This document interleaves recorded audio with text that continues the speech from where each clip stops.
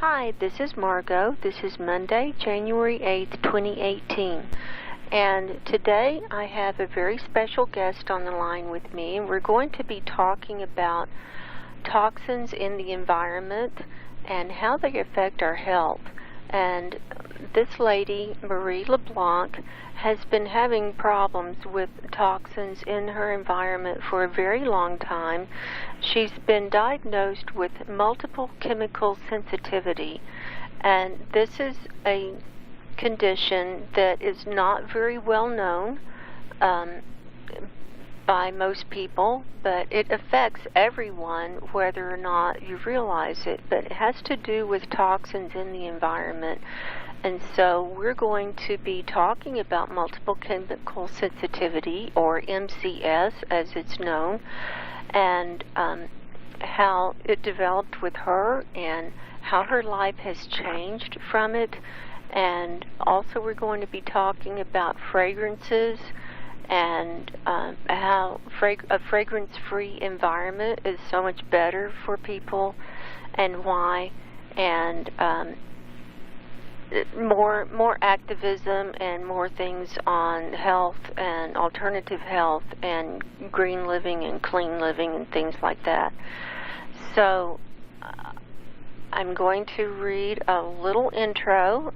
Marie is an artist, poet, photographer with a background in alternative health and Bachelor of Arts in Human Geography and Sociology advanced major. She advocates and has been active in many communities to create awareness for people with various disabilities. She was awarded the Mental Health Volunteer Hero of the Year in 2012 and has helped coordinate mental health walks. Marie believes creative expression through art and entertainment is healing for your body, mind, and soul. She's extremely inventive, creative, and resourceful. Other interests include the environment, culture, and just about anything due to her curious nature. She enjoys and has learned a lot through her experience of writing and taking pictures for the Community News Commons. And Marie lives in Canada.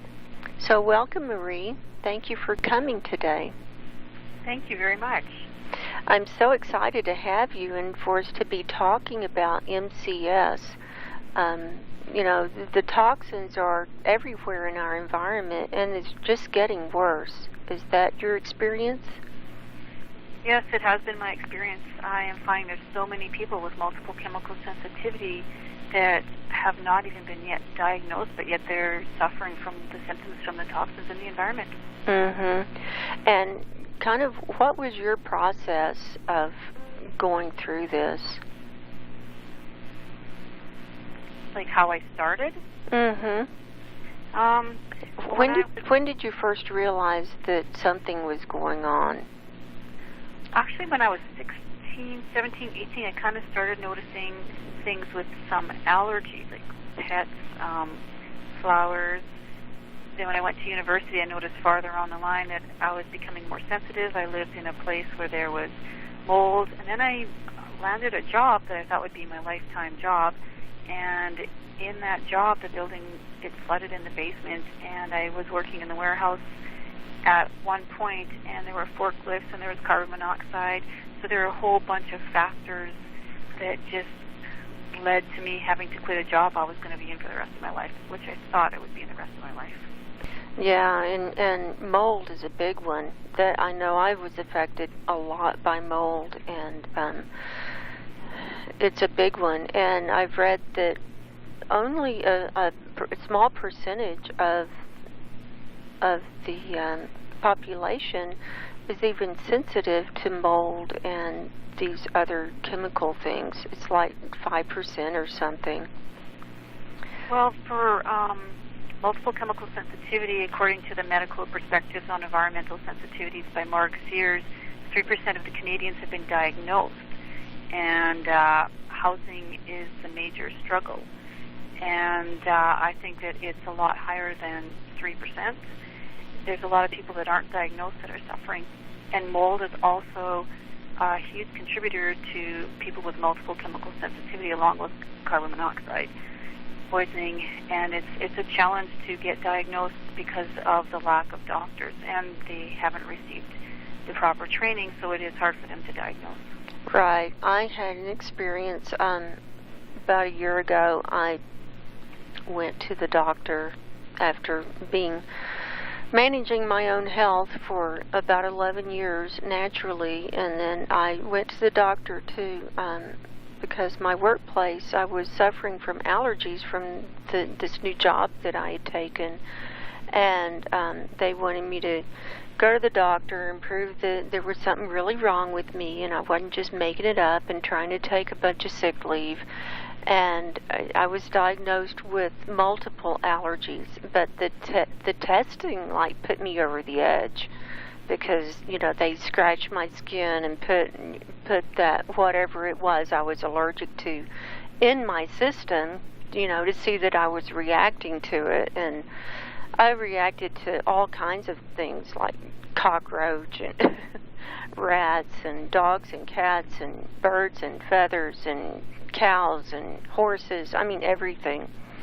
And plus a lot of moles. And so I figure I probably have MCS, but the doctor, the best she could come up with was allergies. And so I quit the job because they didn't tell me up front that I was going to be exposed to all of these different kinds of allergens and bad environment at the interview.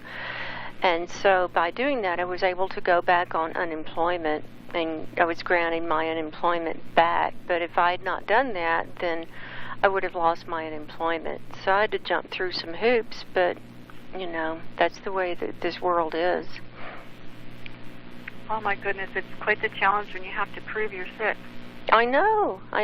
And I remember I was diagnosed with allergies back in my 30s, and I started on shots, but they didn't really help that much. And I had a chiropractor that got me off of the shots by having me take time, and I felt like I was doing okay, and as long as I managed my environment, I was doing okay. But you know, just depending on situations I was in, and I was, you know, I've had moldy apartments and other things in different apartments, and I found that most landlords are not really keen on fixing things. You know, you've got landlords and you've got slumlords. I found that most of them are, you know, fall in the latter category, and they don't want to fix things. And when you've got mold, it's hard to get rid of it. And once you've had a flood and the carpet needs to be taken out and new carpet and padding needs to be put in, then most landlords are not going to do that. They'll put the blower up underneath there and say, oh, we got it all dried out. And if the walls got wet, if that sheetrock got wet, they need to go in and cut that out and remediate it immediately. Otherwise, that sheetrock just acts like a wick and just absorbs that water, and then it just, if it stays wet, it just turns into mold, and you can't ever get rid of it. Yeah, I know. And it's even a challenge to test for mold because air testing, if you have Stachybotrys, about 2/3 of the time, I think it is, that it won't show up. Mm-hmm. So then you're stuck with Stachybotrys, and you don't even know it until you get the proper testing done, and your health is being affected. Yeah, and the testing is expensive, and you know you're out that money to, you know, you've got to test it yourself. So it's crazy. It's crazy. So let's talk a little bit more about what is MCS, or multiple chemical sensitivities. I found when I was doing some research for our interview here, I thought I knew what it was, but I found this really good brochure, and I'm just going to read a little bit about it, and then you can add to it if I left anything out, okay? Okay. Okay, what is MCS? Multiple chemical sensitivities, or MCS, is a medical condition characterized by debilitating chemical sensitivities. People who are chemically sensitive are made sick by exposures to chemicals found in many common products such as pesticides, perfumes, tobacco smoke, new carpets, air fresheners, new paint and building materials, and many cleaning and laundry products. Most of these chemicals will make everyone sick at high levels, but for chemically sensitive people, exposures to even small amounts of these substances can cause symptoms. Some chemically sensitive people are often mildly or only mildly affected, while others have the more severe form of the illness called MCS. How does that sound so far? Does that... Oh, you pretty much hit the nail on the head Yeah, there. this is a really good brochure. I'll put the link to it in the description. And then it says, who gets MCS? It says MCS is a serious and growing public health problem that affects people of all ages, races, and economic backgrounds. In 1997, a 1997 survey conducted by the New Mexico Department of Health found that 16% of the state's respondents reported being unusually sensitive to everyday chemicals like household cleaning products, paints, perfumes, and insect sprays, and 2% reported they had been diagnosed with MCS. And now, some of the symptoms experienced by people with MCS range from mild to life-threatening and include headache, trouble concentrating, nausea, diarrhea, fatigue, muscle and joint pain, dizziness, difficulty breathing, irregular heartbeat, and seizures.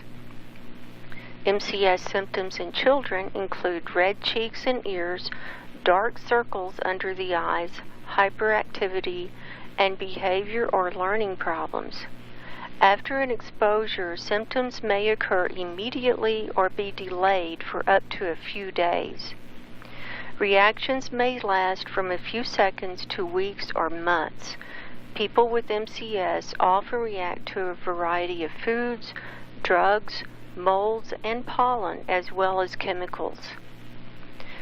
So, I don't know how you are, but I'm one of these that sometimes I'll react immediately when I'll go into an environment that's toxic to me, like a grocery store or a department store, and shopping is a nightmare for me. I don't know how it is for you. I try to avoid that at all costs now. Yeah, I can't avoid it. I have to shop. I do a lot of shopping online and just have things delivered to my door to limit my exposure. But I also... What? And even then, you don't even know what you're getting. I know. They spray toxic chemicals on them if they're crossing the border, and you're not. They don't even know what chemicals are put in, and then you receive it, and you're sick, and they cannot tell you what has been sprayed or not been sprayed as it passes the border. Yeah, and sometimes I'll react. In a few minutes, or sometimes I'll react in an hour. Sometimes I'll react, a days later. It just depends on how it all accumulates in my system.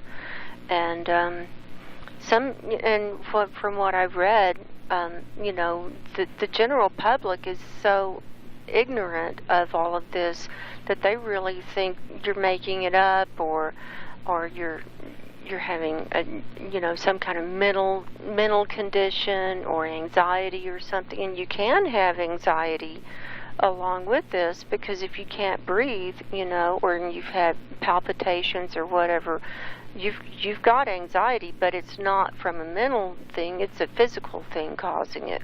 But it also affects your central nervous system, so it may cause anxiety, and in my case, it's I have a hard time thinking, concentrating. It's almost like I'm drunk, but I'm not. Right. And, people go like, what are you drinking? Because I'm joking around or something like that. And I lose my circulation a lot of times. Like, there's so many things. I've had, over 20 surgeries, and I still feel that when I'm exposed to things, those symptoms come back. Yeah. Prior to surgery. So if I stay away, I do feel much better. Right. Yeah, and I know that for me, I get really angry. My moods go off the chart. It's hard for me to control my mood. I feel overwhelmed. I don't want to be in crowds. And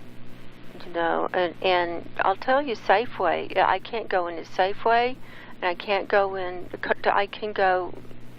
into Target briefly.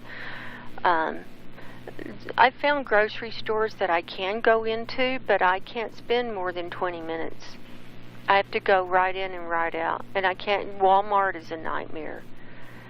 I can't do Walmart.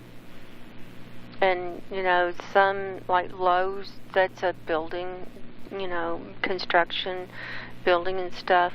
I can go in there for like 5 minutes in and out just to get what I want. And so I look online to see what aisle the item is, or I'll order it and have it sent to me. But, it's a nightmare.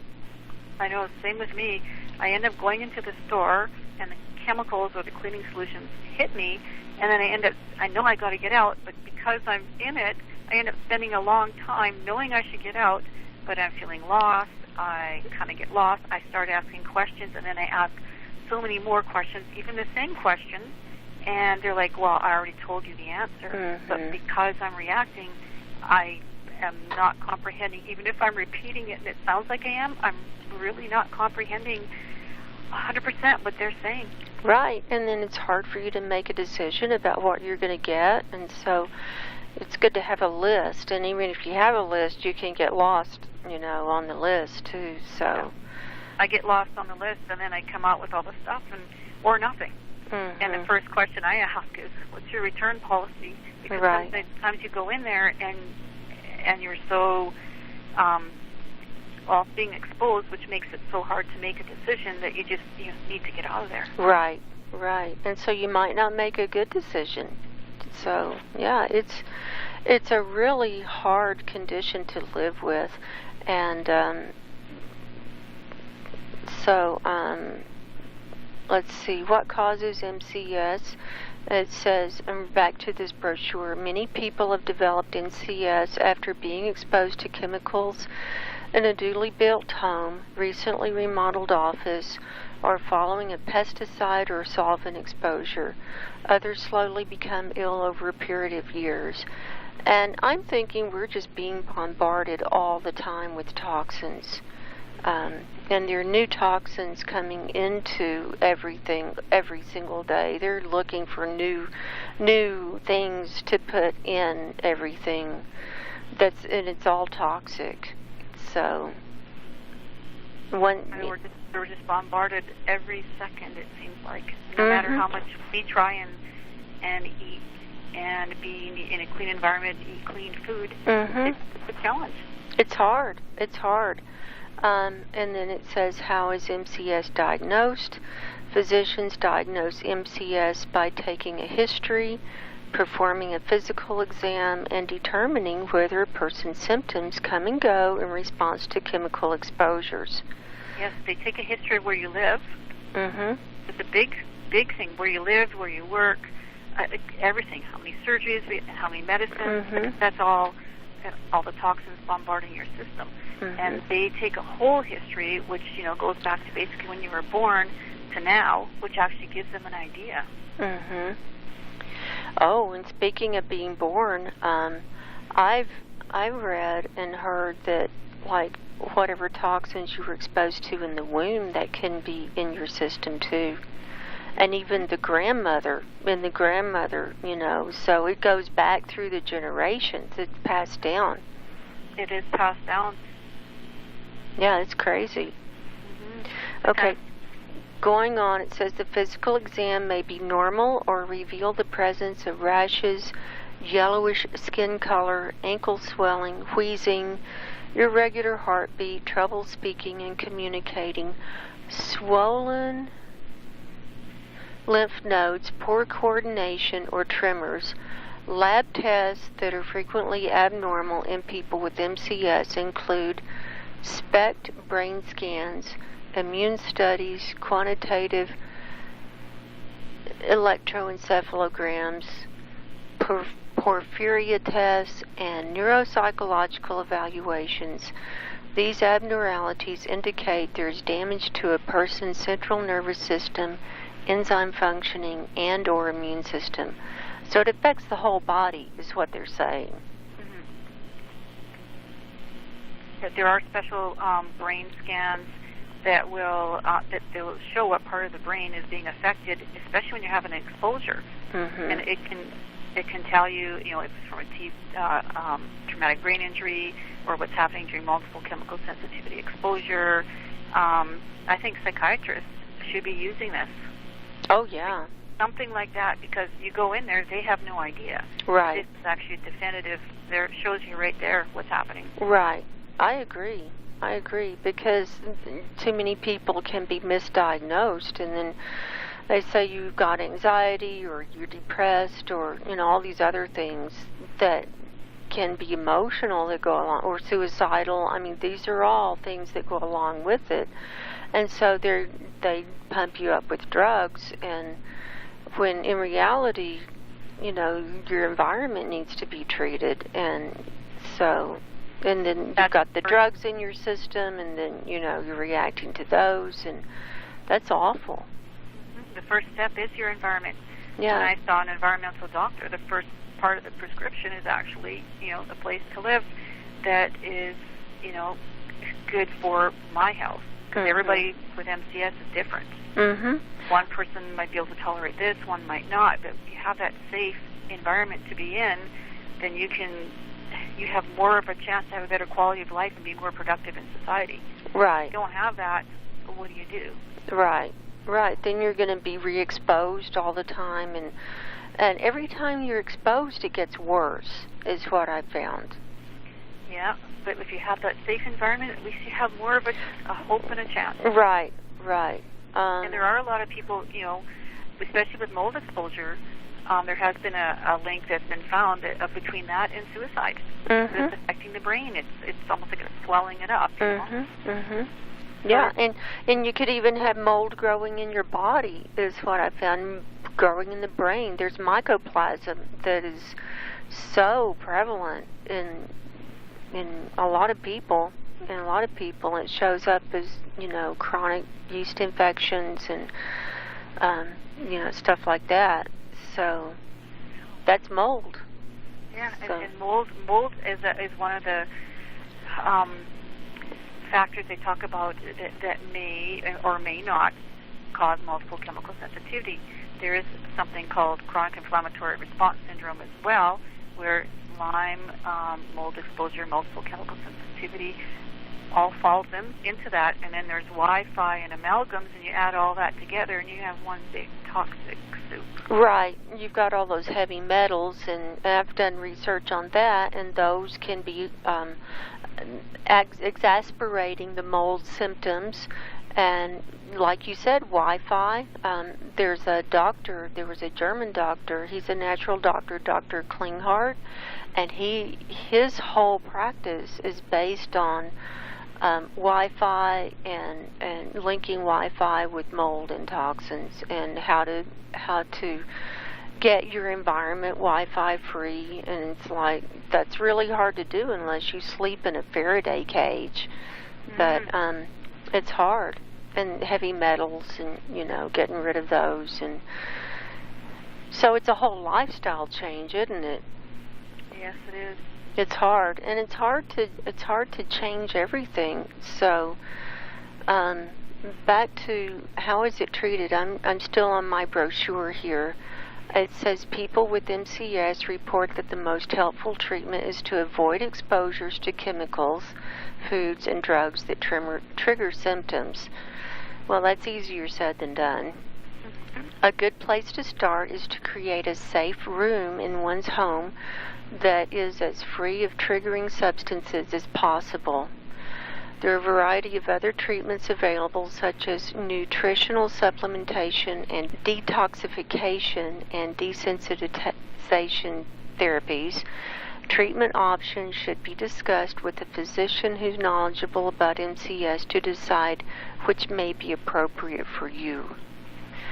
And they also want, here's something good, in, I forget the year, but MCS is labeled and recognized as a disability in the United States by the Social Security Administration and by the Department of Housing and Urban Development. It's covered under the Americans with Disabilities Act on a case-by-case basis. This means that employers, schools, hospitals, stores, hotels, and other public places must provide reasonable accommodations to people with MCS who qualify as having a disability under the ADA. But it's still jumping through hoops, isn't it? Mm-hmm. And it's recognized by the Ontario Human Rights here in Canada, and it's still a challenge even for the people living in Ontario. Mm-hmm. It is. And even the World Health Organization, they say every year 4.3 million deaths occur from indoor air pollution. Mm-hmm. Yet there still isn't any accommodation for that. I know. It's a medical necessity and an accessibility issue. I know. So, you're really on your own with this, and unless you have a support system, it's hard to keep up the energy, and a lot of people just kind of give up. But I can understand. I mean, and the older you get, the harder it gets to bounce back from these exposures too. And the last thing I'm going to read on this brochure is Creating a Healthier Environment. Reducing exposures to chemicals improves the health of those with MCS. Better air quality also helps promote the health of everyone. That's a no-brainer. The following are ways to create a healthier environment. Avoid pesticides and use least toxic integrated pest management. Avoid newly built or remodeled buildings or build with less toxic materials. Avoid new paint and solvent-based stains and transparent finishes. Avoid new carpets. Avoid gasoline, solvent, dry cleaning, and tar fumes. Avoid tobacco smoke and vehicle exhaust. Use least toxic, natural, and unscented cleaning, laundry, and sanitizing products. Avoid perfume, cologne, and scented personal care products. Avoid air fresheners, sprays, incense, and fragrance-emitting devices. Use electric utilities or radiant heat, and open your windows. Ventilate buildings with clean, fresh air, and or use portable room air filters. That's a pipe dream for most people, to really be able to avoid all of that, right? Mm-hmm. Because how many manufacturing firms do you see using more healthy manufacturing materials? That seems like it's quite a challenge for them to do that. Yeah, I mean, nobody's doing that, and not until the government makes it mandatory are they going to do that, because they're going to go with what they're used to and what they know and what's the cheapest. That's exactly it. But in the short term, I should say in the long term, it would be better if it was addressed now, because it's going to cost them so much money if they wait so many more years. Then eventually we're going to become the endangered humans. We are. Because it's a loss of habitat, because someone like me is having a hard time finding a place to live. There's also transportation corridors. Like for animals, when all this happens, their transportation corridors are changed. Well, I can't take public transportation. Right. There's also a lack of social interaction, like placing us in constant survival mode. There's all the normal endangerment factors, and medical, there's so many things. Yeah. Well, let's talk about your experience. Now, are you still homeless? I mean, what's been going on with you? Well, I'm still, going from place to place, still trying to figure out how I can find a place or have a place created. That's it's been a challenge. The whole process has been a challenge, but it's been kind of unique to see how other people actually live in that regard. But it has been a challenge. Well, yeah. I mean, the last time I talked to you, you were sleeping on some guy's couch, and then you left there, and what? Then were you living in a tent in someone's backyard for a while, and but you can't do that in the wintertime, can you? No, I can't. But apparently, I'm finding out there's people in other parts of Canada in this weather that we're having that are living in tents. Wow. Can't find a place to live. That's terrible. And you got a van, right? You got a van and have been trying to make that friendly to you, or? Yeah, I put a bunch of Mylar in there to try and get the fragrance out. I did everything I could to detox it. I used vodka. I went to a liquor store, got vodka to spray all over because apparently that was supposed to help with fragrance. And then I guess when I said something about it, I said I'm detoxing a van. Well, the guy thought it was me, so he starts walking with me saying his wife works for AA, and I'm thinking, wait, that's not it. I'm really detoxing my van. Right, so right. I brought him there, and he showed that. I showed him, like, this is why, and I had coffee all over. I had isopropyl alcohol sprayed. I had tried every measure, and then finally I just put the Mylar on. And now it's a Faraday cage, I guess, because as soon as my cell phone is in there, well, I have all the Mylar, or I'm not sure what a Faraday cage is. Is that sort of like being in a microwave? Yeah, it protects you from electromagnetic frequencies. So no, you wouldn't be able to get any cell phone coverage inside. Oh, okay. So this might be the opposite then, because now I went to my naturopath and he said, "Well, I have cell phone radiation," and I'm thinking, well, that's funny because I never had it until I put the Mylar in that fan, and my cell phone was almost being like a microwave inside. Oh, yeah. Those waves are bouncing around inside. Yeah. Yeah, I read that people with MCS can be more sensitive to Wi-Fi and radiation, EMFs. So, yeah. I'm finding out I am more sensitive now to it. I'm not even sure what to do when someone asks me where do I want to live. You know, it's actually kind of a challenge because I'm not sure anymore. I know. It's like, well, can you get an apartment that's going to be safe for you, or, you know? I've been looking since the year 2000. Yeah, it's hard.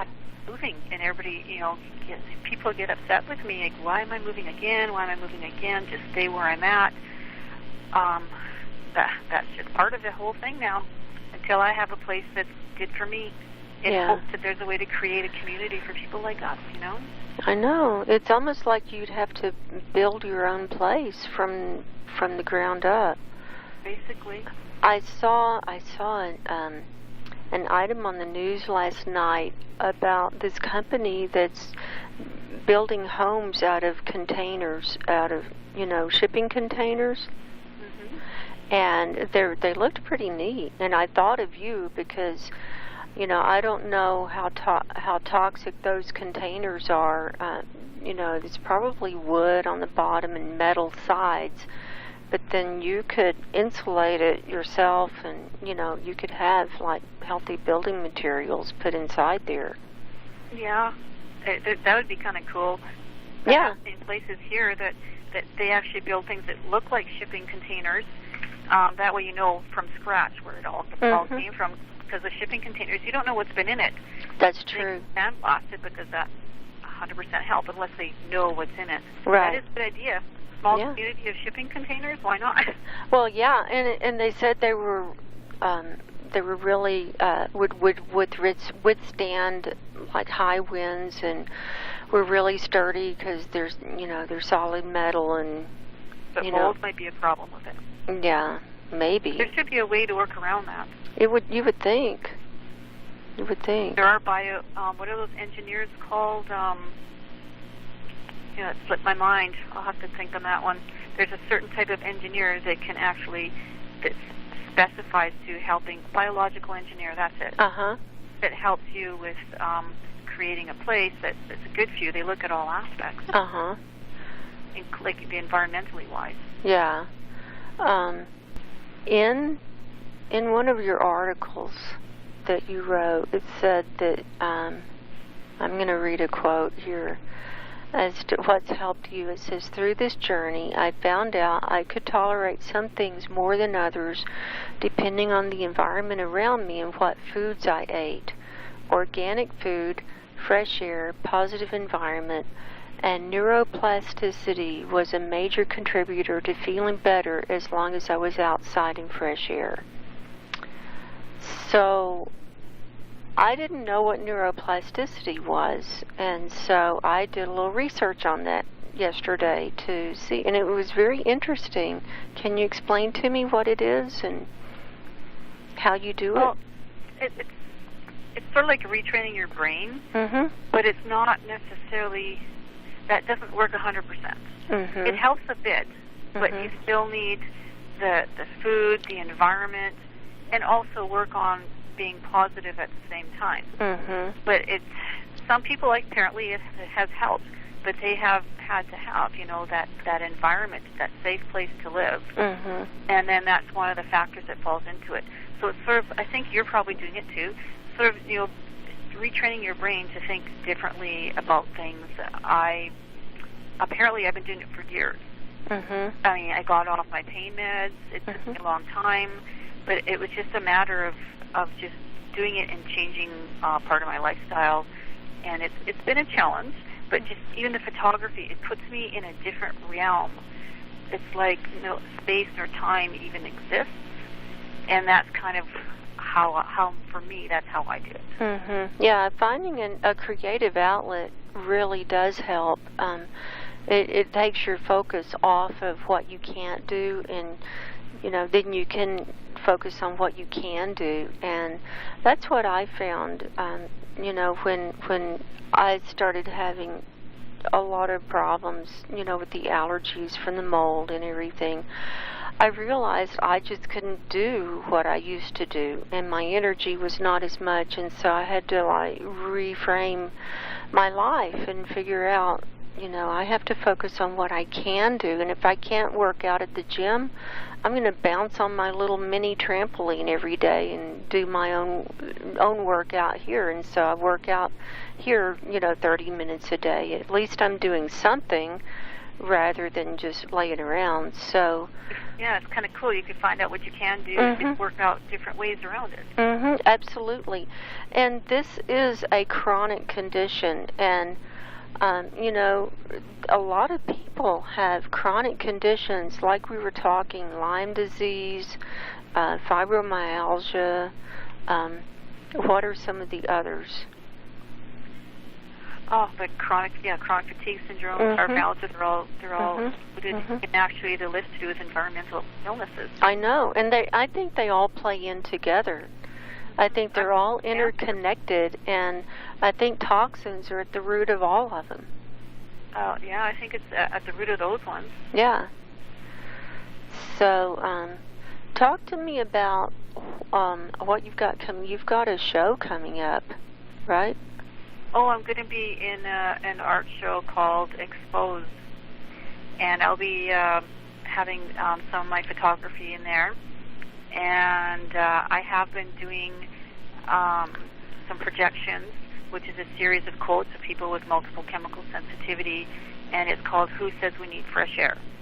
And it's really sad, all the quotes that I collected during the time I was still trying to find a place to live, and I thought the only thing that I could do right now was collect these quotes and project them onto walls, and I've been projecting them onto different walls in Manitoba and trying to create awareness. And I'm finding out that there's other people that are like me that just don't want to share their story with anyone because of the stigma. Right.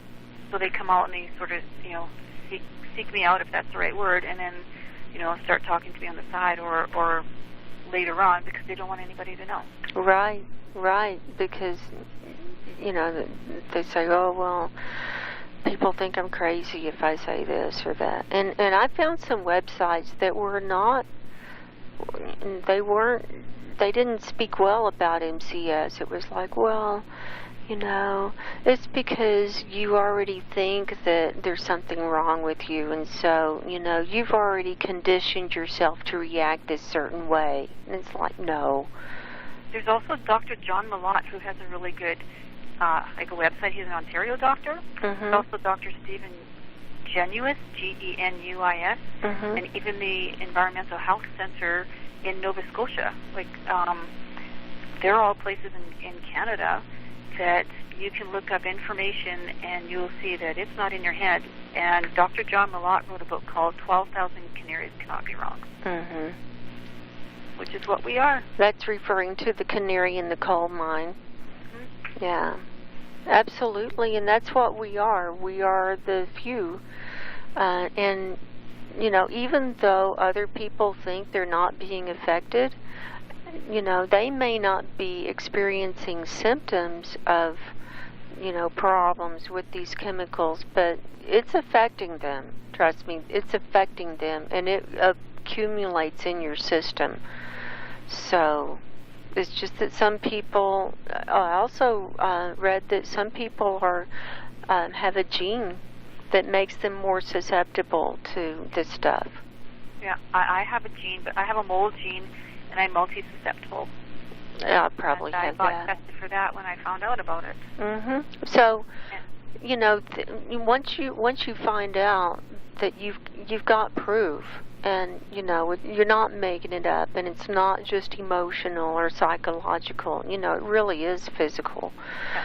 So there's more to go, though. I can't afford my other testing. I know. $10,000 in testing, and then treatment, which, well, part of the prescription is, you know, how it's safe for me. There's still the rest of the treatment, the air quality.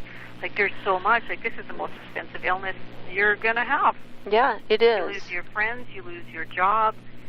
Yeah, it's crazy. Your family over this. I know. A lot of people are doing this, and they feel like they have nothing. I know. And, you know, it just goes to show how strong you are to just keep moving forward. And you're advocating, and, you know, you're trying to raise awareness for everybody, to help everybody as you're trying to help yourself. And I really applaud you in that. I mean, you've really got a warrior spirit, and, you know, that's what I really seen about you, is that you just won't stop. But, you know, the problem is you're up against the establishment, you know, that you're up against the majority, and it's hard. It's really hard. But, you know, let's hope that other people will be made aware. And you're looking for a backer on some of this, right? Yeah, I was hoping in some way, because I really want to go across Canada and project the Who Says We Need Fresh Air. And I really I'm hoping somewhere out in this universe that there's a backer that can help me with the funding of the van, or maybe a trailer, winter-proof, winterized, so that way I can go and do this and create awareness and meet the people and have them share their stories. And at some point, create a prototype so that, you know, maybe say I lived out of there for a year. You know, you can see how much better I'm going to be. Have the food, you know, live out of there for a year, but I also feel that we need a community. I would love to have a community where we're self-sufficient as much as we can be. Have our own medical, have our own food, everything.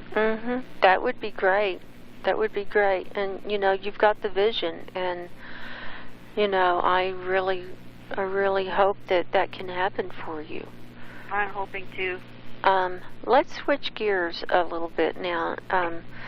When you contacted me about doing an interview here, you talked about fragrance-free, and because of the holiday season, we just came out of the holiday season, and it's a really awful time for people with MCS, especially with all the different fragrances you run into with shopping in different places. But it's, you know, and fragrances normally have like a lot of different toxic chemicals in them, but people are not aware of it. And people with MCS react to all different kinds of fragrances in ways and places that you wouldn't even think of. So I have the outline here in front of me, so let's go through some of this. So where would you like to start with fragrances? Yeah, you're so correct. On the beginning of at the season there, everybody's bombarded by fragrances. The mall, transit, outdoor laundry events as you walk past the house. Oh, yeah. You know, everything. You walk into that store and you have cinnamon scented. Oh, I hate that. Pine cones or something like that. Well, that's something they'll just throw you right off. I know. And they don't even know it's making them sick. They put it right at the entrance, always, right at the entrance. Yeah, even essential oils, they're sometimes on the same list as fragrance. Yeah, I had an awful reaction to some essential oil a few months ago. I was down for about a week. I was in bed, literally in bed for 2 or 3 days. And I was exposed to it for about 3 minutes, and I couldn't breathe. I just couldn't get a deep breath, and I felt it like everything was I could feel my nasal passages swelling and my brain swelling. So a lot of things that you think are natural or that would be okay, like essential oils, may not be okay for people with MCS, right? No, because there's a lot of things actually put into the essential oils as well. Oh, okay. Mm-hmm. And just the essential oils themselves, they are a challenge. Right. People are getting anaphylactic shocks. Yep. And cigarette smoke. I grew up in a smoking household. Both of my parents smoked. I don't think my mother smoked while she was pregnant with me. But I know my dad smoked, and they smoked all through my life, and they both died from smoking. My mother died with pancreatic cancer at the age of 56, and the doctor said it was from cigarette smoking. And my dad died a little less than 5 years later from lung cancer from cigarette smoking.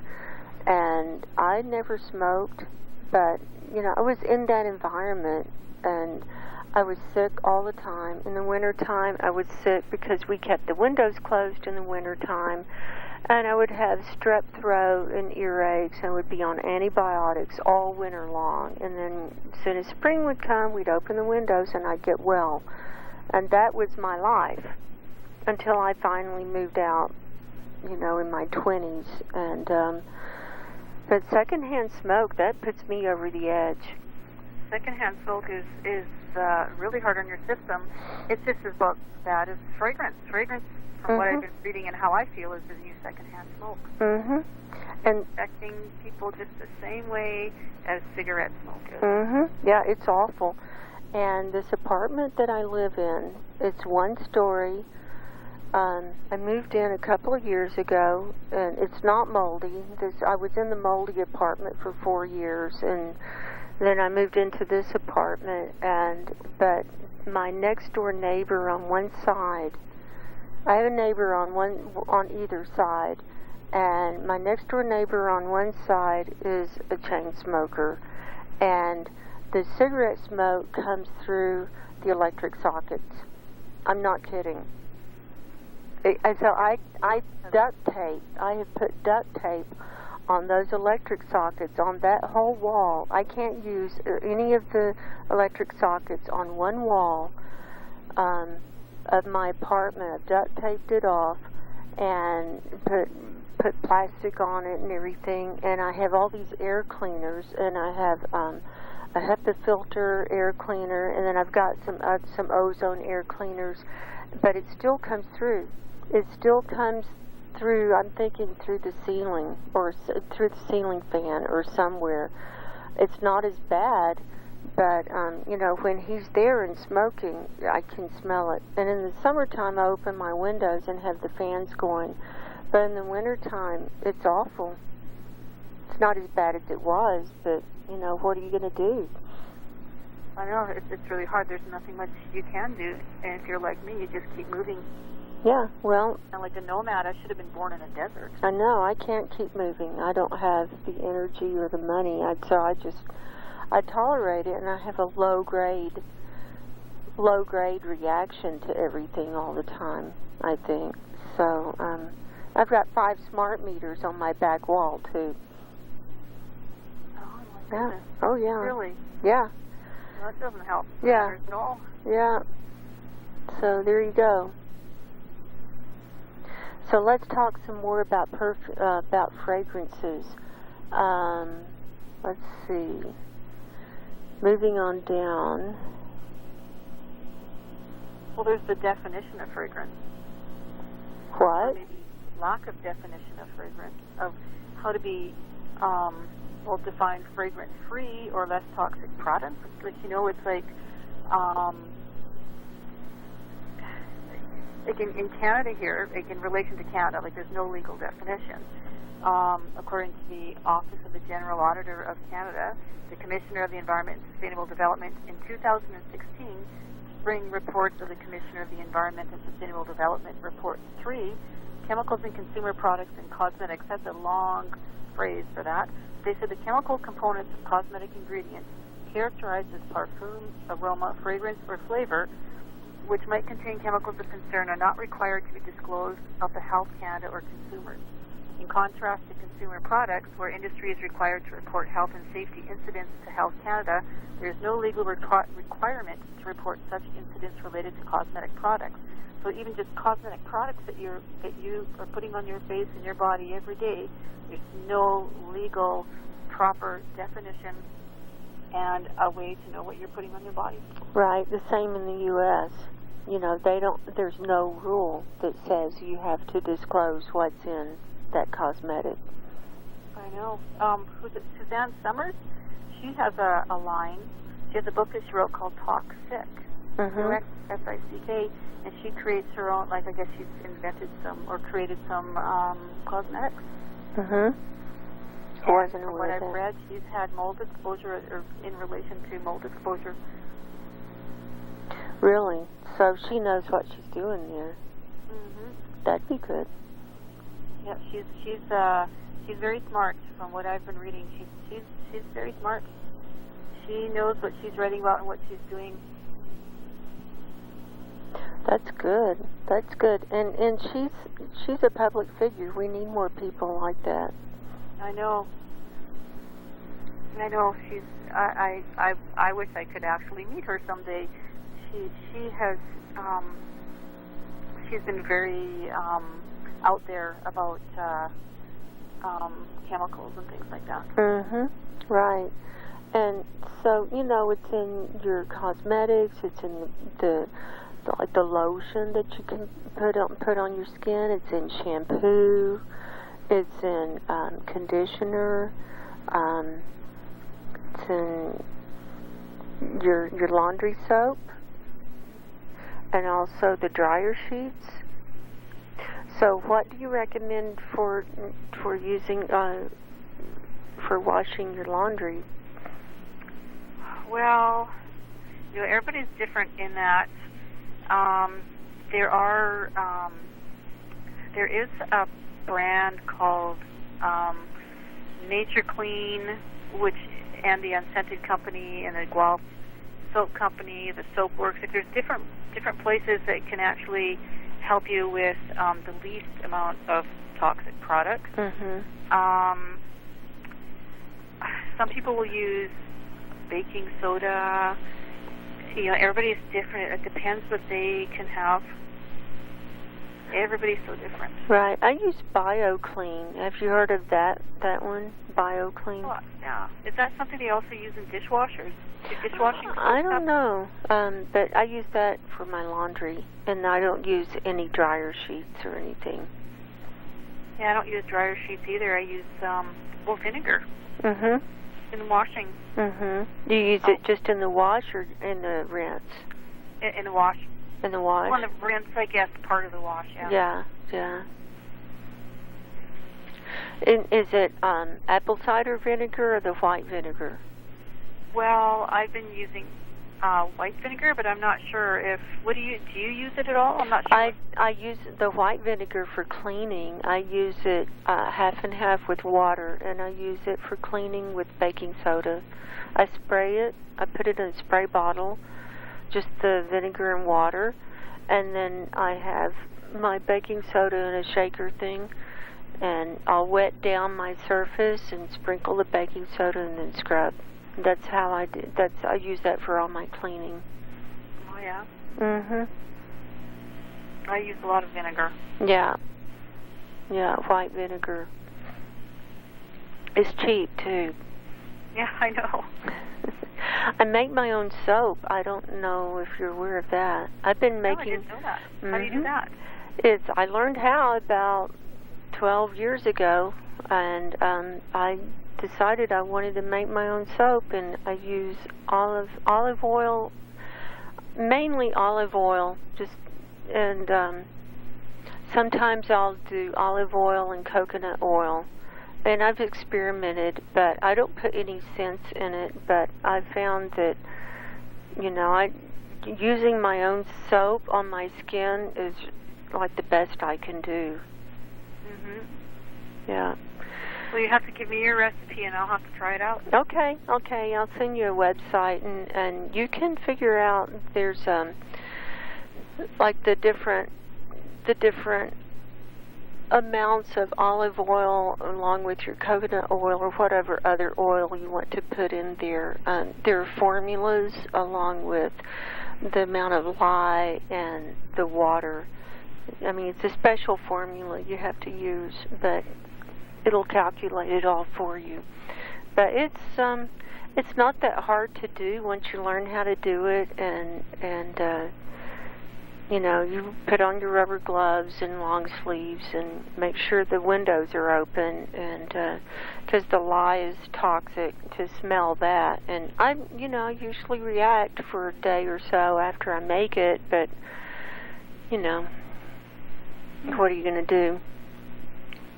Well, I'll have to try that out. It sounds like another little experiment. Yeah, and I mix it up with the stick blender, and I can mix it up in about 20-30 minutes, and then you put it in your mold, and then you take it out of the mold once it's hardened. It takes about 12 hours for it to harden up, and then you can slice it up into your sizes of your little bars you want, and then you let it sit and cure for about 4 to 5 weeks, and then that way the lye won't burn you. And so I made up enough soap for a couple of years. So wow. Yeah, but I use that on my skin, and there's nothing toxic in it. So I'm really happy I learned how to do that.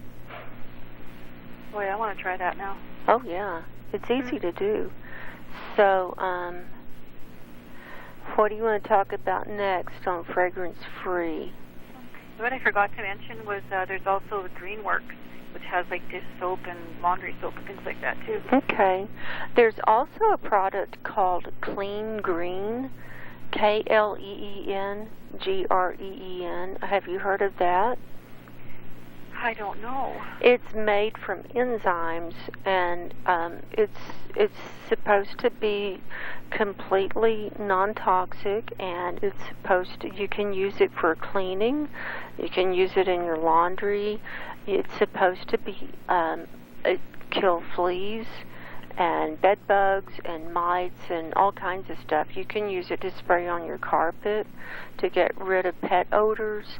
I mean, it's like this miracle Clean Green, and they have a website. Is there a fragrance to it at all? Or? No, there's no smell. Really? Mhm. Yeah, I was just turned on to that, and I got some, and I've started using it, and I like it so far. And you can spray it on your skin. Like people who have more gallons, they use it on their skin, and it helps with sores and things like that. Oh, really? Mhm. More gallons, I hear, is so terrible to live with. I feel so bad for people living with more gallons. Yeah, I can't figure out if I had it or still have a little bit of it, or if I had Lyme disease or what I have, or if it's MCS or a whole combo plate.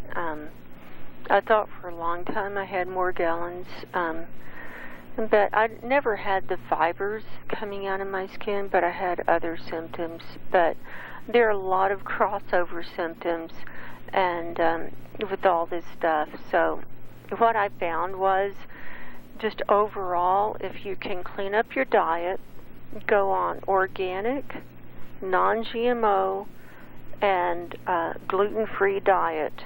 That's the best diet that you can do. And then clean up your environment. And if you have one. Yeah, if you have environment, clean up your environment and be able to have control over your environment as much as possible. And I work out of my apartment, so I don't have to go to work anywhere. I took early retirement, and I work out of my apartment. And so I limit my time outside. And, so that's about the best I can do. Well, it sounds like you're doing all the things that we'd be required to do for any of those conditions. Oh, in my new apartment here, I have my own washer and dryer. I bought a washer. I have the hookups in my back closet, and so I bought a washer and dryer, and I'm so happy. Because that was like a major problem for me, because the soap is left over and when you go to a public laundromat. And in the dryers and in the washers, I mean, all that stuff is still in there. I know it's really a challenge. Like I keep telling people that pollution has no border, because you walk past somebody's house and what he's smelling the laundry detergent. Oh yeah. So then you're exposed again. So I keep telling everybody, well, outside is the best for me, but you get a whiff of that, and it's a challenge. Right. Right. And for me, living in an apartment block, where you have the cleaning chemicals, you have, well, once again, that the laundry that you're sharing with other people, and it's too hard. It's hard. It's really hard. I know. And all those cleaning solutions, like I think it was October 2017, Governor Jerry Brown, California Governor Jerry Brown, he signed the Cleaning Product Right to Know Act, and it was starting in 2020, manufacturers of cleaning solutions, air fresheners, and products used to clean cars will need to disclose certain toxic chemicals online. And yeah. I think that... if we're still alive by then. Yeah. That's 2 years away. I know, it takes a long time, but he's got something started. You guys always get something started right in California and your area, then it comes this way. Right. It starts in California, and then it goes everywhere else, is what I've found. So, I think we've done a really good introduction to people for MCS and fragrances and, just to educate people on their environment and to be more aware and more considerate of other people in their environment. What do you think? Yes, I think we did a good job. It would be nice if people could understand what other people are going through that have multiple chemical sensitivity or allergies, any related conditions, and maybe help reduce exposures in their homes and not using perfume products, and help even for themselves have their environment clean and fresh as they can get. Absolutely, because the cleaner your environment is and the cleaner your body is, the better you're going to feel. Exactly. Whether you know it or not, and you'll see improvement pretty quick. Yeah, and that they feel like they're not exposed, that we are all exposed to some extent. Everybody's exposed. I don't think I've asked you about this, but what are your thoughts on chemtrails and what's coming down out of those? I don't know enough about it, but I remember taking a photograph one day, and I had it put on Community News Commons, and it was called chemtrails. Mm-hmm. Yeah. I've heard a lot of things. Isn't that Morgellons is? Mm-hmm. There are a lot of toxic things that are coming down from those chemtrails, and causing a lot of problems, and a lot of heavy metals and bad bacteria and all kinds of stuff. So, I think it plays right in with the MCS and can be exacerbating everything. Yeah. Yeah, I don't know enough about it. I've dabbled into looking into it a bit, but I just don't know enough. Yeah, well, you can't you can't be following everything. I think it's good for you to specialize in one area because then you become an expert in that area. And I think you are an expert with MCS from your experiences and your life. And, I'm really happy that you're out there and advocating, and you've got a voice out there. And I'll do my part to help promote you as best I can on this end. So how can people find you if they want to get hold of you? Let me see. Well, on the internet, on Facebook, I am at Marie LeBlanc, Marie LeBlanc. So it's Marie LeBlanc, artist / street photographer, Winnipeg. And if that's too long to remember, maybe just the @ sign, like at Marie LeBlanc, Winnipeg. You can find me that way. Okay. And we have an email. It's toxicnomad911@gmail.com. Kind of fits the situation very well. The situation is toxic. I am a nomad, and it's an emergency that all of us have a way to participate in society and have a house to live or a place to live that's safe for us to have a better quality of life. Absolutely. Absolutely. Well, I really wish you all the best, and I hope your showing goes well. And if people want to find out more about you, you don't have a website. We were talking about you putting up a website and putting everything in one place because you're kind of all over the place. I had to do a little research to find, but there are a lot of articles that you've written on communitynewscommons.org.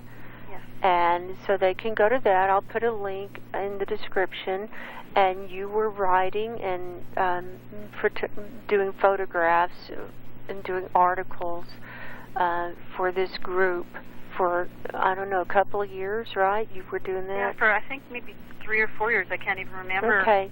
And you've written several articles and talked about your experience. And you did one, canary... It's called Coal Mine Canary Flies into the Pause. That was a good article. Mm-hmm. And I love this one, Nowhere to Go. That was your story. That was a really good one. That's on that website, too. So they can go to that website and put your name in the search there in that website, and your articles will show up, and they can learn more about you. And also, Arts and Accessibility Network Manitoba, and their website is aanm.ca. AA, and then N is in Nancy, M is Marie.ca, and then punch in your name, or go to Artist, and Artist Focus. Yeah, Artist Focus, you're the top one. And then your Facebook page. And you were also interviewed by CTV, right? Oh, yes. That was a really good interview. I went to that one, and that's a major broadcasting network there. Did you get much response from that interview? I think people are having a hard time because it is so controversial. I think a lot of people have a hard time believing it, but I did have a lot of people that have seen it. I'll bet, because you were there in your hazmat suit going back into your moldy apartment packing up. That made a statement. Well, even now, even though I pretty much got rid of everything I owned, I still have my external hard drives. Mm-hmm. I still touch those external hard drives, and it feels like I have an infection. I can feel my one tooth always separates, and I just feel terrible. Really? And I had fecal coliform, E. coli, and Stachybotrys, Catonium, Aspergillus. I had all those molds in there. Oh my gosh! And because they were so-called invisible, even though I did have the testing, it was a challenge to. I just finally ended up moving out. Yeah. I couldn't get anything done.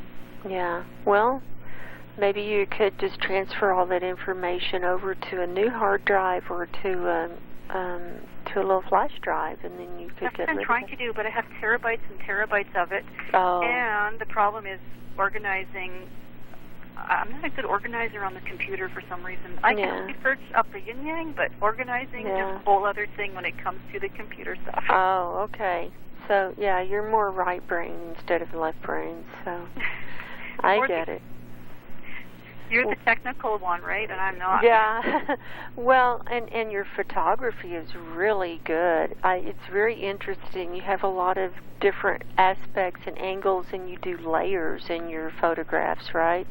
Yeah. Yeah, I really like your photography. So thank you. I really just wish you great success in your projects, and I really hope that we can bring awareness and get a backer, get some funding, and get you going here, because you've been there, done that, and you're ready to move on. You're ready to go into the next stage and do it's the how and the finances. Right. So if anyone is out there who has the money, who would like to contribute to a very good cause, and maybe, I don't know, maybe into a non-profit status or something, I don't know. I'm just brainstorming here. Contact Marie LeBlanc, and I will put her contact information also in the description. But give them your contact information again before we sign off here. Okay. The email is toxicnomad911@gmail.com, and on Facebook is @Marie LeBlanc Winnipeg, or you can look up Marie LeBlanc Artist /Street Photographer Winnipeg on Facebook. Sounds good. Well, thank you so much for all you are doing. Oh, you're welcome. I'm here, doing my part, and my part with the green living coaching now is to help people recognize toxic things in their food and their environment that could be affecting them. So, yeah, I just got that certification so that I could expand on my practice a little bit. So, thank you so much for this interview. I just wish you all the best and great health and success, Marie. Thank you. And until next time, God bless and goodbye. Thank you. Bye. I hope you enjoyed the show today. My name is Margo. My Green Living Coaching website is glc.margoshealingcorner.com. So I encourage you to go ahead and book a session, and we can do a consultation and see what kind of toxins might be affecting you and making you feel bad. So go ahead and contact me through glc.margoshealingcorner.com. I'm also a hypnotist, holistic life coach, and empathic spiritual healer, and my website for that practice is margoshealingcorner.com. Until next time, go in peace, and God bless, and goodbye.